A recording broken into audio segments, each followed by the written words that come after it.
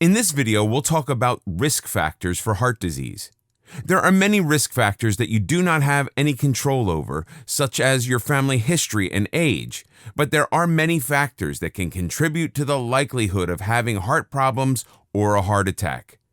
Therefore, to reduce the likelihood of heart attack, you have to change your diet, lifestyle, and attitude.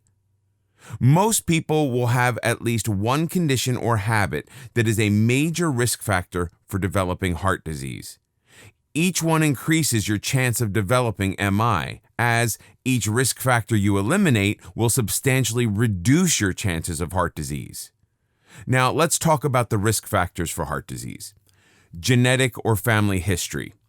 If you have a family history of people with heart disease, this can increase your chances of developing a similar type of condition. But it does not mean that you are destined to develop a heart condition. It only means you're more likely to have this condition. If you take the necessary steps to look after your heart, you can reduce the chances of developing all forms of heart disease. After menopause, some women are more likely to develop heart problems because at this stage of their life they are producing less estrogen, so they need to vary their diet accordingly. Statistics have revealed that African Americans are a group that has higher instances of diabetes, high blood pressure, heart attacks, and strokes than other groups. Obesity and its effects. Obesity is a growing global problem. Someone who is obese has 4 times the likelihood of developing heart diseases. Furthermore, those with a family history of high blood pressure or diabetes will have a higher risk for heart disease. Obesity is now recognized as an inflammatory disease. It's often thought to be a symptom or indication of other conditions a person may have, not as it used to be considered just an eating disorder.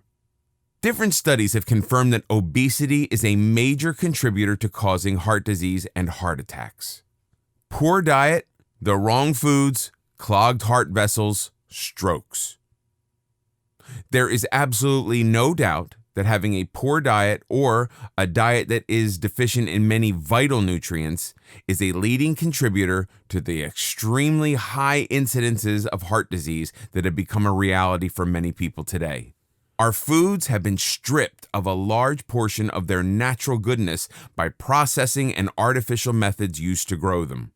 Processed salt, highly refined grains, high fructose corn syrup, and refined vegetable oils are the 4 poisons that are found in most of our diets. The combination of these clog up the arteries and blood vessels of the lungs and heart, causing heart disease. Smoking. Everyone is aware that smoking is likely to damage your lungs, but many do not seem to realize that it's also one of the leading reasons for people to have a heart attack.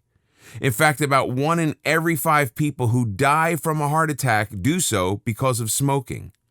If you smoke, you are at least 4 times more likely to get heart disease than non-smokers, and the risks are even higher for women who take birth control pills.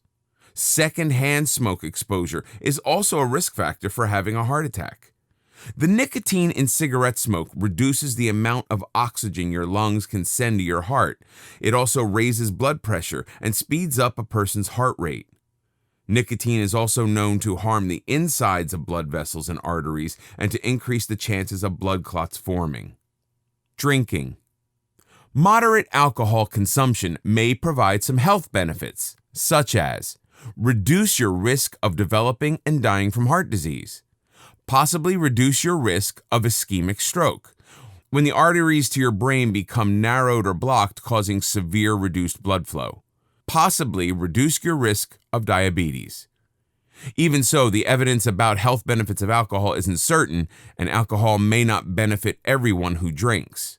Everyone produces a small amount of alcohol internally each day as part of the metabolizing of food. This small amount of alcohol is absorbed and burnt as energy. Drinking a small amount of alcohol can help some people because it helps to raise good cholesterol, HDL, levels, at the same time reduces bad cholesterol, LDL, levels. It helps to stop blood clotting, tends to thin the blood, and allows for easier bleeding that could help to hold off a heart attack, but only if used in moderation. High cholesterol. Cholesterol has been blamed for heart disease for many years. But it is now known that cholesterol is in fact healthy. It is one of the most important substances the body produces. After all, the body needs cholesterol to carry out its functions.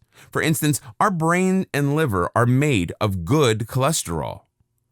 Our body can produce cholesterol on its own. However, problems arise when we consume too much bad cholesterol, known as LDL or low-density lipoproteins. Eating processed sugars, hydrogenated vegetable oils, and too much omega-6 fatty acids can cause an oversupply of LDL. LDL helps to carry cholesterol around our body to the areas that need it. When there is too much of it, the excess can cling to the walls of the arteries, irritating and clogging them up, preventing enough oxygen-rich blood from reaching your brain, heart, and other organs.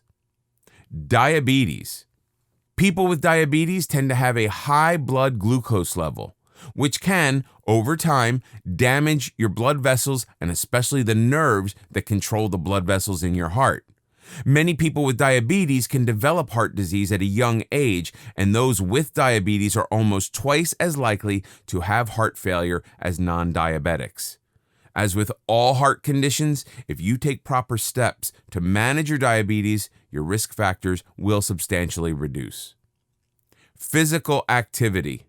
Doing very little or no physical activity is a major cause of heart disease and heart attacks. This is because they can't burn up excess, so it's turned into fat.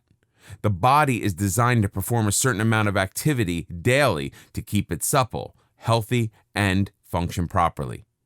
When the body takes in more food and energy than it needs over an extended period, this will lead to obesity, which can lead to many diseases. The body needs exercise to stay in peak condition, which is a good way to ensure heart health.